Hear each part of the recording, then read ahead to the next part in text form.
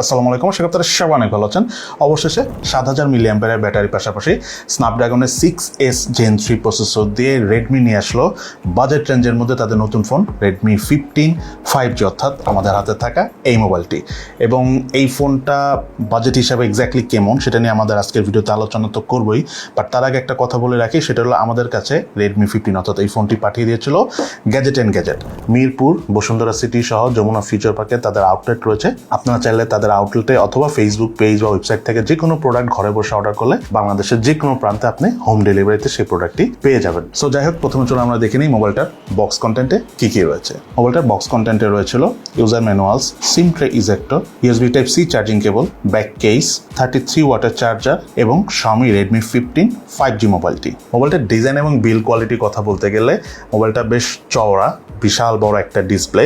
Back প্যানেলে পলিকার্বনেটেড finishing দেওয়া রয়েছে, ফ্রেমটাও পলিকার্বনেটেড তৈরি, তবে ব্যাক প্যানেলটা একটু ফিঙ্গারপ্রিন্ট ম্যাগনেটিক, অর্থাৎ একটুতে হাতের ছাপ পড়ে যাচ্ছিল।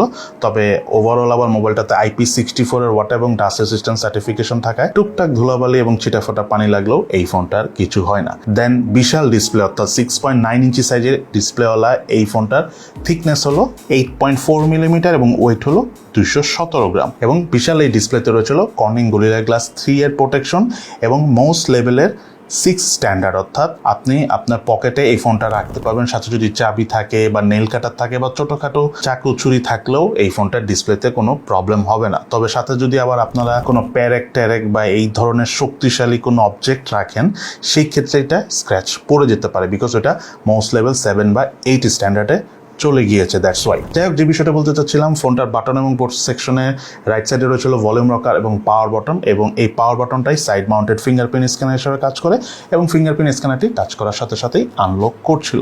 তার পাশাপাশি মোবাইলটার লেফট সাইডে রয়েছিল সিম কার্ড ট্রে, যাতে দুটো সিম কার্ডের পাশাপাশি রয়েছে এক্সটার্নাল মেমোরি কার্ড ইউজ করার সুবিধা। মোবাইলটার উপর অংশে রয়েছিল IR blaster, noise cancellation mike থাকলে বেশি ভালো হতো। তার পাশাপাশি মোবাইলটার নিচের অংশে রয়েছিল main speaker, USB type C charging port এবং প্রাইমারি মাইক। আর মোবাইলটা যদি আমি ইন হ্যান্ড ফিলের কথা বলতে চাই, ফোনটা যে কোনো বাজারে থাকা ফোনের থেকে একটু চওড়াই বড়।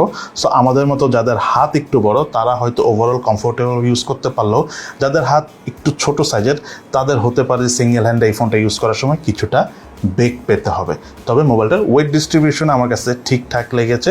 সো মোটামুটি কমফোর্টেবলভাবেই যাদের হাত একটু বড় আছে সিঙ্গেল হ্যান্ডে আপনারা ইউজ করতে পারবেন। দেন এই মোবাইলটাতে অপারেটিং সিস্টেম হিসেবে রয়েছিল Android 15। আর এই মোবাইলটার UI এক্সপিরিয়েন্সের কথা যদি বলতে চাই, খুব একটা আননেসেসারি অ্যাপস নাই, টুকটাক কিছু আননেসেসারি অ্যাপস বা ব্লটার রয়েছে, বাট একটা বিষয় খুবই বিরক্তিকর, সেটা হলো Xiaomi আস্তে আস্তে তাদের সেই পুরনো অভ্যাস অর্থাৎ আননেসেসারি অ্যাডস আসায় স্টার্ট করেছে। তার মধ্যে স্পেশালি Xiaomi যদি আপনারা ক্লিনার যে অ্যাপসটা রয়েছে সেটা যদি ইউজ করেন, ভালোভাবে আপনারা ভিডিও অ্যাডস দেখতে পাবেন।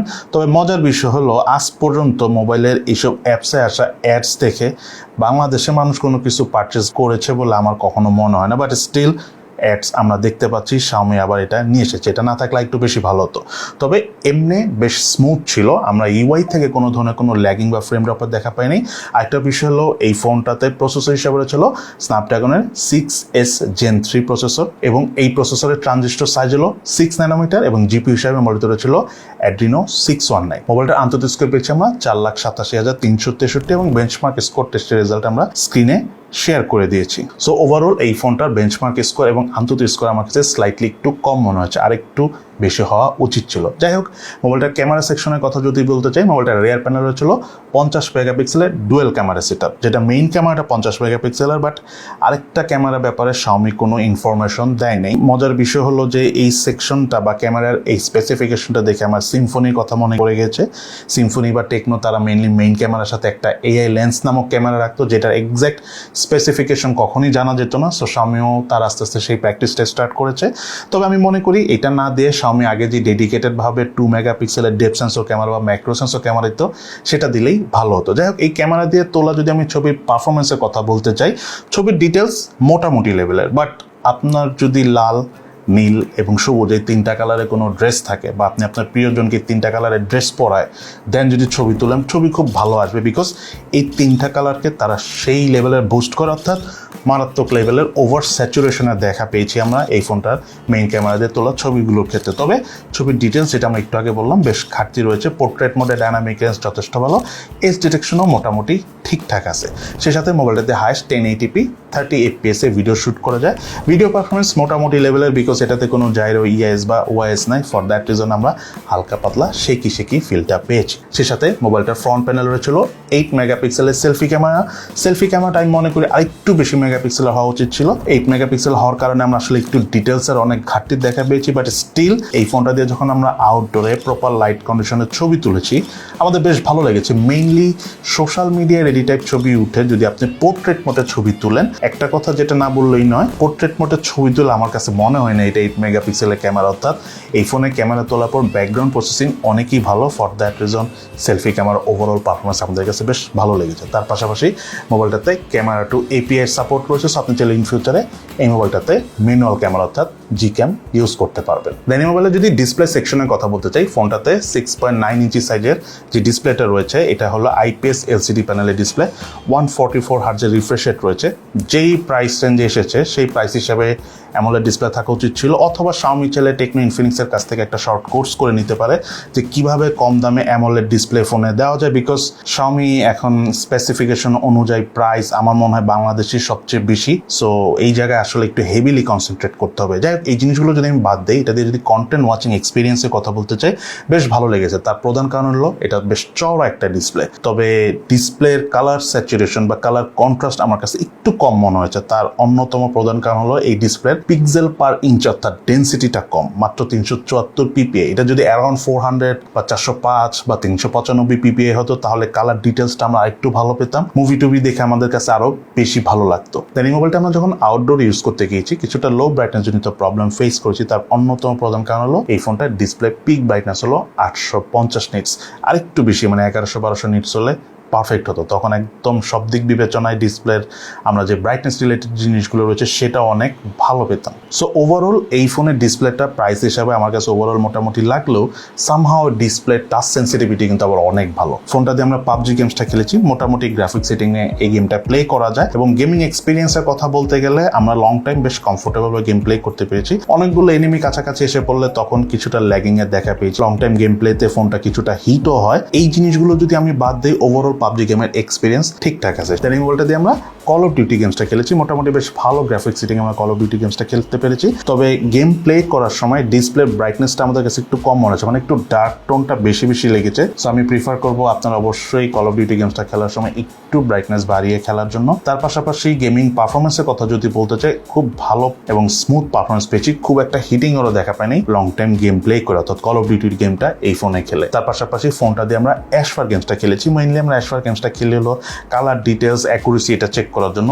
কালার ডিটেলসের কথা বলতে গেলে কালারগুলো যথেষ্ট ভালো ছিল, বাট ডিসপ্লেটা ওভারঅল একটু মোটামুটি হওয়ার কারণে না ডিটেলসের আমরা একটু ঘাটতি পেয়েছি। বাট গেমিং এক্সপিরিয়েন্স বলেন, তার পাশাপাশি হ্যাপটিক ফিডব্যাকের কথা বলেন, দুর্দান্ত লেভেলের ছিল এই ফোনে। মানে ওভারঅল গেমিং এক্সপিরিয়েন্স খুবই ভালো, ডিসপ্লে টাচ সেন্সিটিভিটিও যথেষ্ট ভালো, বাট ব্রাইটনেস এবং ডিসপ্লের ডিটেলসের একটু ঘাটতি রয়েছে। সেই সাথে আমি ফোনটা যদি চার্জ ব্যাকআপের কথা বলতে চাই, প্রথমে বলে রাখি এই মোবাইলটাতে 7000 মিলিঅ্যাম্পিয়ারের ব্যাটারি রয়েছে, সাথে 33 ওয়াটের চার্জার রয়েছে। চার্জারটা মিনিমাম 45 ওয়াট হওয়া উচিত ছিল, কারণ 33 ওয়াটের চার্জার দিয়ে চার্জ হতে অনেক সময় লাগে। তবে এই ফোনটা দিয়ে আবার 18 ওয়াট চার্জিং স্পিডে আপনি রিভার্স চার্জিং করতে পারবেন, অর্থাৎ এই ফোনটা থেকে আপনি অন্য ফোন চার্জ দিতে পারবেন। মোট কথা 7000 মিলিঅ্যাম্পিয়ারের ব্যাটারিওয়ালা ফোন, তো আপনি পাওয়ার ব্যাংকের মতো ইউজ করতে পারবেন। এটা ফুল চার্জ থাকলে এটা দিয়ে অন্য কোনো ফোন 20 থেকে 30% চার্জ দিতে পারবেন। এনিওয়ে যে বিষয়টা বলতে চাচ্ছিলাম, ফোনটা হালকা পাতলা বেসিক ইউজ করে আমরা প্রায় 3 দিনের থেকে একটু বেশি চার্জ ব্যাকআপ পেয়েছি। অপরদিকে যখন ফোনটা আমরা টানা ইউজ করেছি, টানা মুভি দেখেছি, গেমিং করেছি, তখন এই ফোনটার স্ক্রিন অন টাইম অর্থাৎ চার্জ ব্যাকআপ পেয়েছি অ্যারাউন্ড 10 ঘন্টার মতো। দেন এই মোবাইলটা বাংলাদেশ মার্কেটে 8GB RAM 256GB storage variant, যেটা গ্যাজেটে আপনারা এই মুহূর্তে পেয়ে যাবেন। প্রাইস পড়বে অ্যারাউন্ড 21 থেকে 22,000 টাকার মধ্যে। মাত্র ফোনটা এসেছে, হতে পারে কিছুদিন পর ফোনটার প্রাইস আর একটু কমে যাবে। তবে এই ফোনটার স্টোরেজটা হলো UFS 2.2 এবং মোবাইলটাতে যেটা র্যাম রয়েছে সেই র্যামটা হলো LPDDR4X ক্যাটাগরি র্যাম। এবার চলুন আমরা জেনে নিই এই মোবাইলটা ইউজ করতে যে কোন বিষয়গুলো আমাদের ভালো লেগেছে এবং কোন জিনিসগুলো আমাদের ভালো লাগেনি। এই মোবাইলটা নাম্বার 1 ল্যাকিং যেটা আমার কাছে মনে হচ্ছে সেটা হলো এই ফোনটার ব্রাইটনেস কম। সেকেন্ড বিষয়টা হলো ফোনটার ব্যাটারি অনেক বড়, এটা খুব ভালো বিষয়, বাট চার্জারটা 45 ওয়াটের হওয়া উচিত ছিল, থার্ড যে বিষয়টা আমার কাছে ভালো লাগে না সেটা হলো এই মোবাইলটার ইউআইতে টুকটাক অ্যাডস আসে, স্পেশালি কিছু কিছু অ্যাপস থেকে আমরা অ্যাডসের দেখা পেয়েছি, তার মধ্যে ক্লিনার অ্যাপসটা অন্যতম। সো আমার একটা অ্যাডভাইস থাকবে, আপনারা ক্লিনার অ্যাপটা একদম প্রয়োজন ছাড়া ইউজ করবেন না যদি আপনার এই ফোন ইউজ করার প্ল্যান থাকে তাহলে। দেন সেলফি ক্যামেরাটা 8 মেগাপিক্সেল হিসেবে আমার কাছে বেশ কম মনে হয়েছে, আর একটু বেশি মেগাপিক্সেল হলে আমরা একটু বেশি ডিটেলস সহজ ছবি তুলতে পারতাম। দেন মেইন ক্যামেরা সেকশনে 50 মেগাপিক্সেলের ক্যামেরার পাশাপাশি অন্য আরেকটা ডেডিকেটেড ক্যামেরা দিলে ভালো হতো। অ্যাটলিস্ট যদি একটা আলট্রাওয়াইড ক্যামেরা বা একটা প্রপার ডেপথ সেন্সর ক্যামেরা দিলে আমরা একটু ভালো পোর্ট্রেট মোডে ছবি তুলতে পারতাম। দেন এই বিষয়গুলো বাদ দিলে এই ফোনটা কিন্তু বেশ কিছু ভালো দিক রয়েছে। তার মধ্যে নাম্বার 1 হলো এই ফোনটার ডিসপ্লেটা কিন্তু যথেষ্ট বড়। সো যারা আপনারা মিডিয়া কনজিউম করেন, ভিডিও টিডিও দেখেন, তাদের অনেক ভালো লাগবে। তার পাশাপাশি চার্জ ব্যাকআপটা একদম নির্দ্বিধায় আপনি হালকা পাতলা বেসিক ইউজ করে 3 দিনের থেকে বেশি চার্জ ব্যাকআপ পাবেন, এটা কনফার্ম। কিন্তু যখন আপনি আবার এক্সট্রিম ইউজ করবেন তখন হয়তো বা চার্জ ব্যাকআপ একটু কম পাবেন, বা আপনার এরিয়াতে যদি নেটওয়ার্ক একটু উইক থাকে তাহলে হতে পারে যে চার্জ ব্যাকআপটা কিছুটা কম পাবেন, বাট চার্জ ব্যাকআপের জন্য এটা একটা আদর্শ ফোন। দেন এই ফোনটার ক্যামেরা স্পেসিফিকেশন উইক হলো, সামহাও ক্যামেরা দিয়ে তোলা ছবিগুলো আমাদের ভালো লেগেছে, তবে অবশ্যই আপনাকে প্রপার লাইট কন্ডিশনে ছবি তুলতে হবে। লাইট কন্ডিশন যদি আপনি একটু অন্ধকারের দিকে ছবি তুলেন তাহলে খুব একটা ভালো ডিটেলস সহ ছবি পাবেন না। তার পাশাপাশি সেলফি ক্যামেরাটাও ঠিকঠাক আছে এবং IP64 এর ওয়াটার এবং ডাস্ট রেসিস্ট্যান্ট সার্টিফিকেশন থাকায় যে বিষয়টা হলো আপনি লং টাইম কমফোর্টেবল ইউজ করতে পারবেন। এবং ডিসপ্লেতে কর্নিং গরিলা গ্লাস 3 এর প্রোটেকশন রয়েছে। সো মোটামুটি হাত থেকে 2-1 পড়লে কিছু হবে না, তবে আমরা প্রিফার করব ফোনটা হাত থেকে না ফেলার জন্য, বিকজ আমাদের হাত থেকে পড়লে হয়তো কিছু হয় না, কিন্তু আপনাদের হাত থেকে পড়লে হতে পারে কিছু একটা হয়ে যেতে পারে। সো এই হলো ওভারঅল Redmi 15 5G অর্থাৎ আমাদের হাতে থাকা এই মোবাইলটার ওভারঅল রিভিউ। আপনাদের কাছে এই ফোনটি কেমন লেগেছে সেটা কিন্তু অবশ্যই ভিডিওর নিচে কমেন্টস করে জানাবেন। সবাই ভালো থাকেন, সুস্থ থাকেন, ইনশাল্লাহ দেখা হবে ফিউচারে।